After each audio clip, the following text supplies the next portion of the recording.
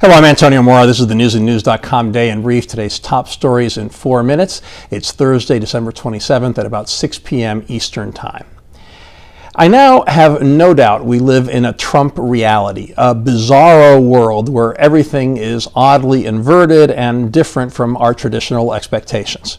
How else to explain the reaction to President Trump's visit to the troops in Iraq when compared to those of past commanders-in-chief? Traditionally, presidents would celebrate the troops and the news coverage would celebrate the president going. With Trump, not so much. Sure, he set an awkward stage by announcing last week that he was withdrawing all troops from Syria and half from Afghanistan. Also, a conflict about where to meet with Iraq's prime minister scuttled that opportunity, and Trump was more political in his speeches to the military than the average president. As a result, Trump got repeatedly attacked on various fronts for waiting until now to visit troops in a combat zone longer than any other recent commander-in-chief, for not meeting with the prime minister, and for politicizing his trip.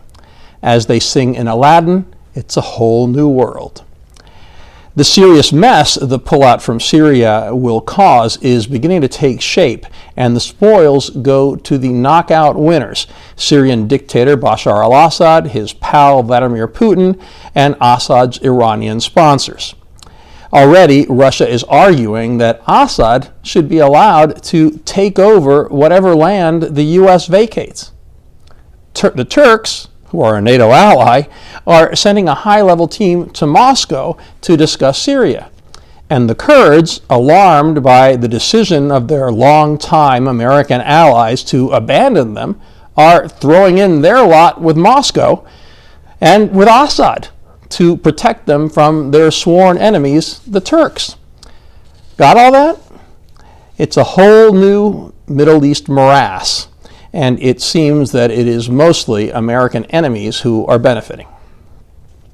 If you're faint of heart, I'd highly recommend you avoid paying daily attention to the stock market. The Dow plunged more than 600 points on Thursday, only to mount a huge turnaround and add to yesterday's massive gains, closing up by more than 250 points, about 1.1%. The Nasdaq and S&P 500 had more modest gains. Michael Cohen is again denying the allegation in the anti-Trump dossier that he traveled to Prague in 2016 to collude with Russians on behalf of the Trump campaign. This follows allegations in a new report by the McClatchy News Service that Cohen's phone pinged a cell tower near Prague in the summer of that year. Cohen tweeted he's never been to Prague and said that Special Counsel Mueller, quote, knows everything. The Senate has adjourned until New Year's Eve, when little is likely to get done, virtually guaranteeing that the federal government shutdown will continue into the new year. Far be it for our public servants to figure out a way for the government to be open and actually serve the public. Be especially careful if you're going to a New Year's Eve party in Utah and you plan to drive afterwards. Utah will begin implementing the nation's toughest DUI law on December 30th. The new blood alcohol content limit is 0.05%, which is significantly lower than the standard 0.08%.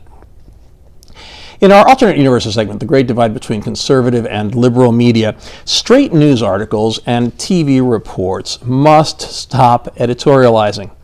Other than outright mistakes that allow Trump to use his fake news mantra, few things are hurting journalism more. I just read a news piece from a major news organization that referred to Trump's dubious view of wading into foreign conflicts. How do you distinguish the news pages from the editorial pages if reporters don't just report the facts but inject their opinions into their writing? While journalists have a responsibility to challenge authority, especially a president who so often uses hyperbole and who has little respect for the facts, doing so as a thoughtless reflex is a terrible idea. Still, reporters seem to be competing to see who can say most often Trump falsely claimed or Trump lied. For example, even conspiracy theorists know President Trump or President Obama did not found ISIS, Most rational people understand that when Trump hyperbolically makes that claim, that he's using it to attack Hillary Clinton's tenure as Secretary of State, Obama's infamous dismissal of ISIS as the JV team, and his administration's slow response to the threat. He doesn't mean that Obama founded ISIS literally. So when a reporter says, quote, Trump falsely claimed Obama created ISIS, the reporter is willfully ignoring the subtext to score anti-Trump points, and thus doing a disservice to intelligent viewers or readers who might feel patronized, as I did when I heard it. Talking down to your customers is usually not a good idea.